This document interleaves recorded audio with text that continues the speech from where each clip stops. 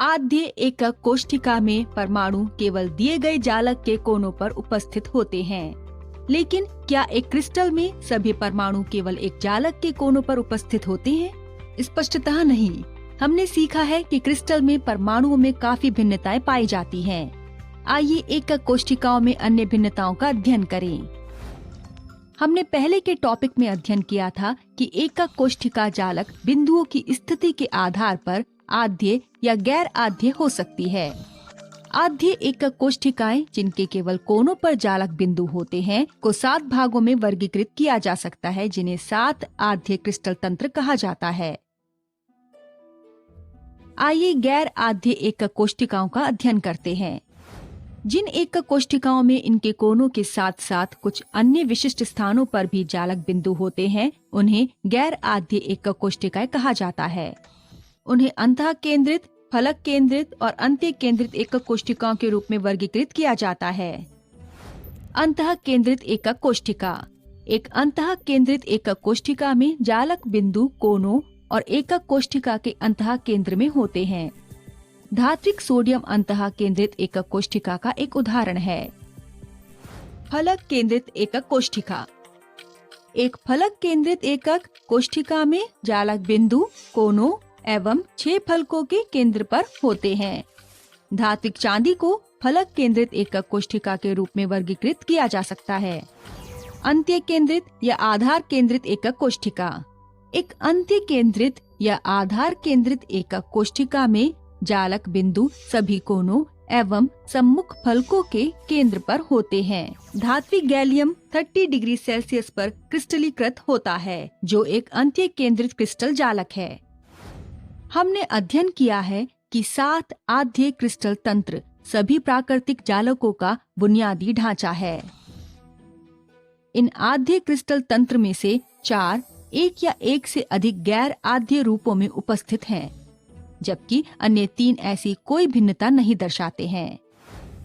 अर्थात एक आद्य घनीय एकक कोशिका एक अंतः केंद्रित अपरूप एवं फलक केंद्रित अपरूप में हो सकती है। इस प्रकार एक घनीय एकक कोशिका प्रकृति में 3 रूपों में उपस्थित हो सकती है। इसी तरह एक आद्य चतुष्फल की एकक कोशिका एक अंतः केंद्रित रूप में विद्यमान हो सकती है। इस प्रकार चतुष्फल की घनीय एकक कोशिका स्वयं को 2 क्रिस्टल जालक को बांट सकती है। इसी तरह एक आद्य विषम लंबाक्ष एकक कोशिका अंतः केंद्रित रूप और फलक केंद्रित रूप में विद्यमान हो सकती है। परिणाम स्वरूप कुल 4 अलग अलग क्रिस्टल जालक होते हैं। एक आद्य एक नताक्ष एकक कोशिका में जालक बिंदुओं की आधार केंद्रित व्यवस्था हो सकती है, जिसके कुल 2 रूप होते हैं। जैसा कि पहले उल्लेख किया गया है, षटकोणीय, त्रिसमनताक्ष और त्रिनताक्ष एकक कोशिकाएं केवल आद्य क्रिस्टल जालक के रूप में उपस्थित हो सकती हैं। यह कुल 3 प्रकार की घनीय एकक कोशिका प्रदान करती हैं, जिसमें 2 प्रकार की चतुष्फल की एकक कोशिका, 4 प्रकार की विषम लंबाक्ष एकक कोशिका, एक त्रिसमनताक्ष एकक कोशिका और एक त्रिनताक्ष एकक कोशिका होती है।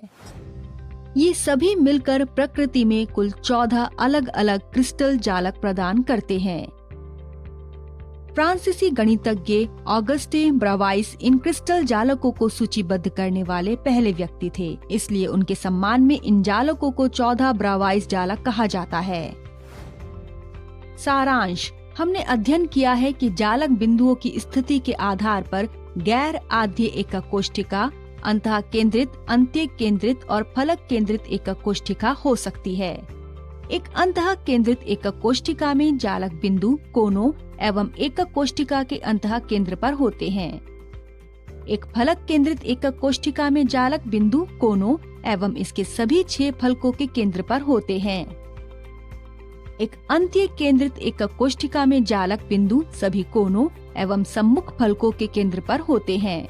ये आद्य और गैर आद्य क्रिस्टल रूप मिलकर 14 बुनियादी क्रिस्टल जालक बनाते हैं, जिन्हें 14 ब्रावाइस जालक कहा जाता है, वैज्ञानिक ऑगस्टे ब्रावाइस के नाम पर, जो उन्हें सूचीबद्ध करने वाले पहले व्यक्ति थे। क्या यह जानना बहुत रोचक नहीं है कि क्रिस्टल में उपस्थित परमाणुओं को इतने आकर्षक तरीकों से व्यवस्थित किया जाता है? एकक कोशिकाओं में अंतर के परिणाम स्वरूप विभिन्न ठोसों के गुणों में भिन्नता होती है। हम अपने आगामी वीडियो में क्रिस्टल जालक की अधिक जानकारी प्राप्त करेंगे।